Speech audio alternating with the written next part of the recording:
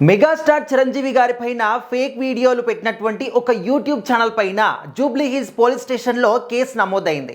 మనందరికీ తెలుసు చిరంజీవి గారు హైకోర్టుని సంప్రదించినటువంటి విషయం. ఎందుకంటే ఆయన యొక్క ఫోటోలు కానీ వీడియోలు కానీ ఆయన వాయిస్ని కానీ యూజ్ చేసుకొని కొంతమంది తప్పుడు ప్రచారం చేస్తూ ఉన్నారు.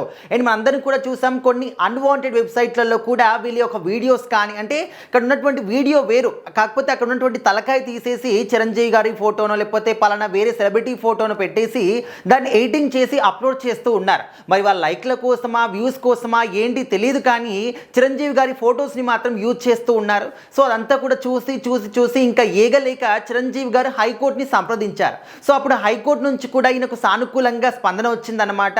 ఇక మీదట ఎవరు కూడా వితౌట్ పర్మిషన్, చిరంజీవి గారి పర్మిషన్ లేకుండా ఆయన వీడియోస్ కానీ ఫొటోస్ కానీ ఆఖరికి ఆయన వాయిస్ని కూడా మార్పింగ్ చేసేసి కొన్ని అన్వాంటెడ్ వెబ్సైట్లో పెడుతూ ఉన్నారు. సో ఎక్కడ కూడా అంటే మంచి కోసం వాడుకున్నారో ఓకే, కానీ కొన్ని వెబ్సైట్లు ఏంటంటే వాటి వల్ల మోసాలు చేయడం జరుగుతుంది. అదేవిధంగా కొన్ని అన్వాంటెడ్ మనం చూడలేని కంటెంట్ కూడా ఉంటుంది.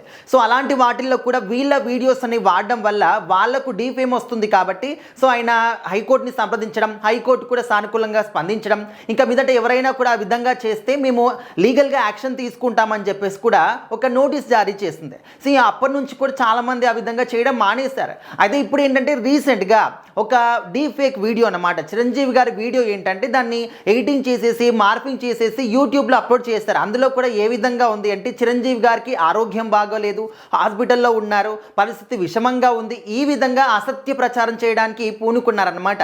సో ఆ విధంగా వీడియోని క్రియేట్ చేసి యూట్యూబ్లో అప్లోడ్ చేశారు. సో ఈ కంటెంట్ని చూసినటువంటి న్యాయవాది రామకృష్ణ మిర్యాల ఆయన పేరు. సో ఆయన జూబ్లీ హిల్స్ పోలీస్ స్టేషన్లో సోమవారం రోజు పోలీస్ కంప్లైంట్ ఇచ్చారనమాట.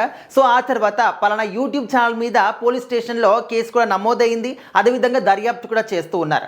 సో దయచేసి ఎవరైనా కావచ్చు, అది చిరంజీవి గారని కాదు, ఇంకా ఏ సెలబ్రిటీ అయినా కావచ్చు, ఇంకా ఎవరైనా కావచ్చు, ఒక పొలిటీషియన్ అయినా నార్మల్ పీపుల్ గురించి అయినా కూడా వాళ్ళ గురించి అసత్య ప్రచారం మాత్రం చేయకూడదు. ఎందుకంటే ఇప్పుడు చిరంజీవి గారు బాగా ఉన్నారు, షూటింగ్ చేస్తూ ఉన్నారు, డైలీ షూటింగ్ వెళ్తూ ఉన్నారు. అలాంటి ఆయనకి పరిస్థితి విషమంగా ఉంది, ఆరోగ్యం బాగోలేదు, హాస్పిటల్లో ఉన్నారు, ఈ విధంగా చెప్తే నిజంగా ఆయన ఫ్యాన్స్ కోట్లలో ఉంటారు. సో వాళ్ళకి డిసప్పాయింట్ అవుతారా, బాధపడతారా ఏంటి అని ఆందోళన పడతారు. సో డైహార్డ్ ఫ్యాన్స్ ఉంటారు, ఏ హాస్పిటల్ అని చెప్పేసి ఆ హాస్పిటల్ దగ్గరికి వెళ్ళి వాళ్ళు గందరగోళం చేస్తే ఏంటి పరిస్థితి.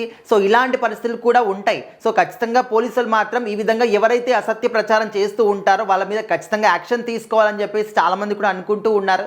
సో మరి ఈ విధంగా చేసే వాళ్ళని ఏం చేస్తే బాగుంటుందని మీరు అనుకుంటున్నారు? ఖచ్చితంగా కామెంట్ చేయండి.